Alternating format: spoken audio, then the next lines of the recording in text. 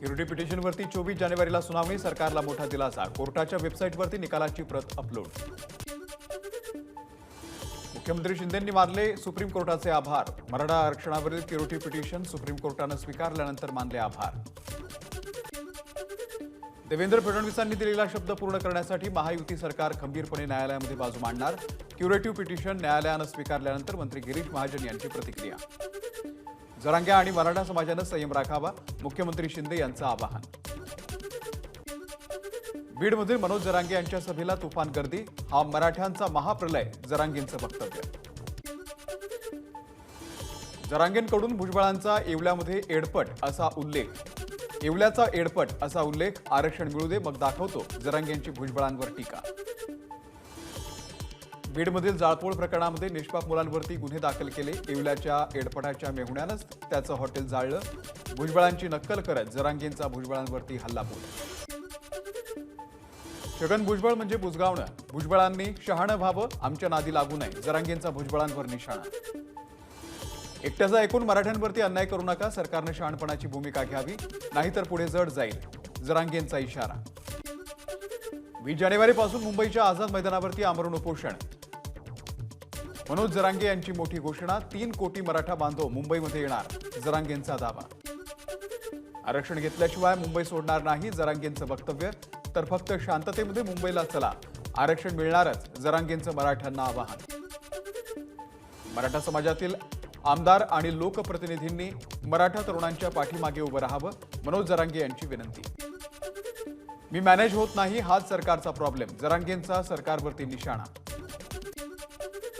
कुणबी नोंदी सापडल्या, त्यामुळे देव जरी आडवा आला तरी ओबीसीतूनच आरक्षण मिळणार, जरांगेंचं वक्तव्य. जातीपेक्षा कुठलाही नेता मोठा नाही, तो जातीचं कल्याण करेल तोच आपला नेता, जरांगेंचं वक्तव्य. नाशिकमध्ये मराठा बांधवांनी छगन भुजबळांना दाखवले काळे झेंडे.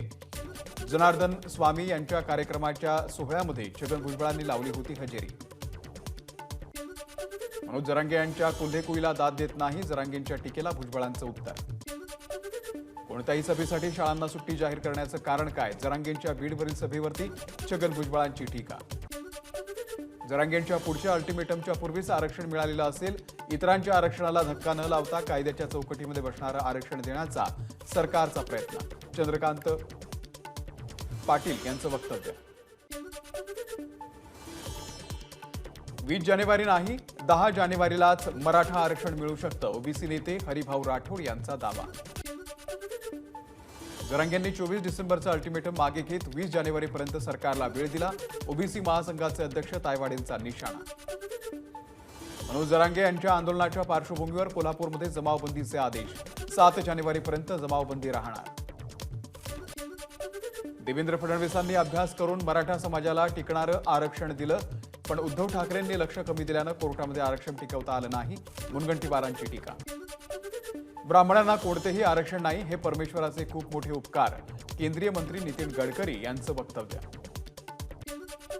केंद्रीय रस्ते आणि वाहतूक मंत्री नितीन गडकरी यांच्या मंत्रालयाच्या अंतर्गत 19,309 कोटींची कामं पूर्ण. गेल्या वर्षीच्या तुलनेमध्ये यावर्षी 42% खर्चामध्ये वाढ, 474 कोटींचा नफा. लोकसभेसाठी महाविकास आघाडीचं जागा वाटप अंतिम टप्प्यामध्ये. जागा वाटप संदर्भामध्ये संजय राऊत, शरद पवार आणि राहुल गांधींमध्ये चर्चा. 2024च्या निवडणुकांआधी काँग्रेसच्या प्रभारींमध्ये बदल, केरळचे रमेश चेन्निथाला यांची महाराष्ट्र काँग्रेस प्रभारी म्हणून नियुक्ती, तर आता अविनाश पांडे उत्तर प्रदेशचे प्रभारी.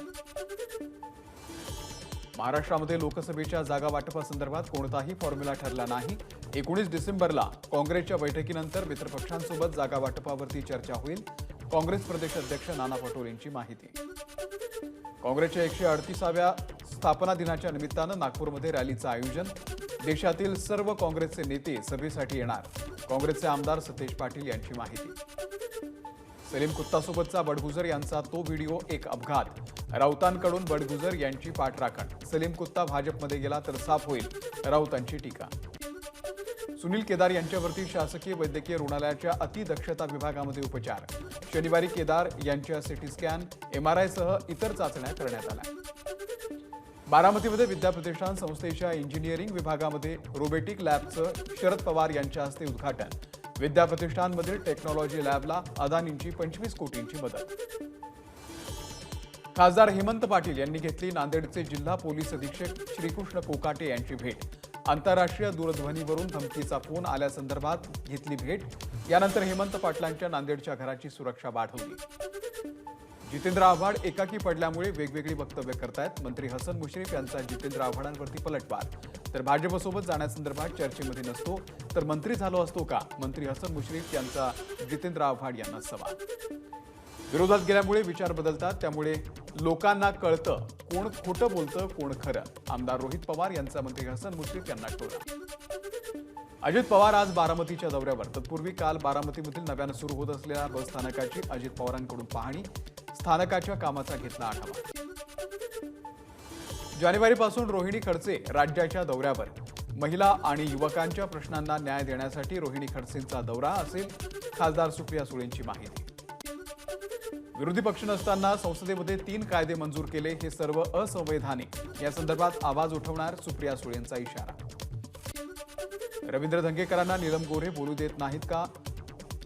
देत नाहीत या वक्तव्याचा बाऊ केला जातोय. सुषमा अंधारे यांचा आरोप. महापुरुष अवमान प्रकरणी कोणतंही सभागृह बोलत नाही. महापुरुषांपेक्षा नीलम गोऱ्हे मोठ्या आहेत का? अंधारेंचा सवाल. अजित पवारांचे पुतणे युगेंद्र पवार यांच्याकडून राजकारणामध्ये येण्याचे संकेत. लोकांची इच्छा असेल तर नक्कीच आपण राजकारणामध्ये दिसू. युगेंद्र पवार यांची प्रतिक्रिया. बालमृत्यूचं प्रमाण कमी करण्यासाठी महिला बाल विकास, शालेय शिक्षण आणि आरोग्य विभाग संयुक्तपणे काम करणार. आदिती तटकरे यांची माहिती. ख्रिसमस आणि नववर्षाच्या पार्श्वभूमीवर सिंधुदुर्गच्या सावंतवाडीमध्ये ख्रिस्ती बांधवांकडून भव्य शोभायात्रा. विविध आजारांनी ग्रस्त असलेल्या लहान मुलांच्या आयुष्यामध्ये आनंदाचे क्षण यावेत म्हणून राजश्री फाउंडेशनचा उपक्रम. परळच्या वाडिया रुग्णालयातील लहान मुलांसोबत केला नाताळचा सण साजरा. वसईमध्ये नाताळच्या निमित्तानं ख्रिसमस कार्निवल मिरवणूक. यामध्ये उंट, घोडे आणि रथासोबत देखाव्याच्या माध्यमामधून सामाजिक एकतेचा संदेश देण्याचा प्रयत्न. अंधेरी पश्चिमेकडे विरा देसाई परिसरामध्ये मनसेकडून 4 दिवसीय खाद्य आणि सांस्कृतिक महोत्सवाचं आयोजन. राज ठाकरे यांच्या पत्नी शर्मिला ठाकरे यांची महोत्सवाला भेट. विविध खाद्यपदार्थांचा घेतला आस्वाद. शोध मराठी मनाचा ही जागतिक मराठी संमेलन 13 आणि 14 जानेवारी रोजी विरारमध्ये संपन्न होणार. जागतिक मराठी अकादमीतर्फे आयोजित या संमेलनाचं उद्घाटन जपानचे मराठी आमदार योकेंद्र पुराणिक यांच्या हस्ते होणार. लोकमंगल राज्यस्तरीय पुरस्कार जाहीर. शांता गोखले, राजू बाविस्कर आणि वसंत गायकवाड पुरस्काराचे मानकरी. 7 जानेवारी 2024ला एबीपी नेटवर्कचे व्हाईस प्रेसिडेंट यांच्या उपस्थितीमध्ये होणार पुरस्कार वितरण सोहळा. डोंबिवलीमध्ये उभारलं श्रीरामाचं मंदिर. श्रीराम मंदिराच्या लोकार्पणाच्या निमित्तानं महिनाभर डोंबिवलीमध्ये श्रीरामावरती आधारित कार्यक्रमाचं आयोजन. छत्रपती शिवाजी महाराजांचं मुंबईमधील पहिलं मंदिर कुर्ल्यामध्ये होणार. कुर्ला हलाव पुलाच्या जवळ संत गाडगेबाबा शाळेच्या पटांगणामध्ये मंदिर उभारणार. भाजपचे खासदार पूनम महाजन यांच्या हस्ते मंदिराचं भूमिपूजन.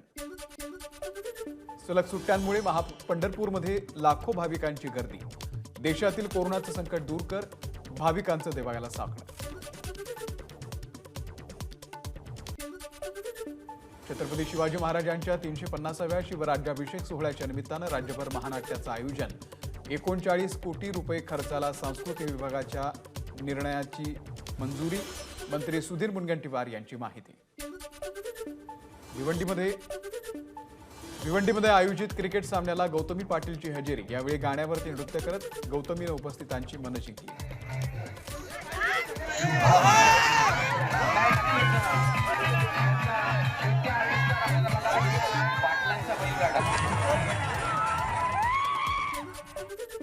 सलग सुट्ट्यांमुळे शेकडो पर्यटक कोकणामध्ये दाखल. दापोली समुद्र किनाऱ्यावरती गुहागरच्या समुद्र किनाऱ्यावरती पर्यटकांची गर्दी. सलगच्या सुट्ट्यांमुळे कोकणामध्ये पर्यटकांची गर्दी वाढली. सिंधुदुर्ग, रत्नागिरी आणि रायगड समुद्र किनाऱ्यावरती पर्यटकांची गर्दी. सलगच्या सुट्ट्यांमुळे साताऱ्यातील खंडाळा घाटामध्ये वाहतूक कोंडी. 12 ते 15 किलोमीटर वाहनांची रांग. वाहतूक कोंडीमुळे 250 ते 300 वाहनं घाटामध्ये पडली बंद. एबीपी माझा, उघडा डोळे बघा नीट.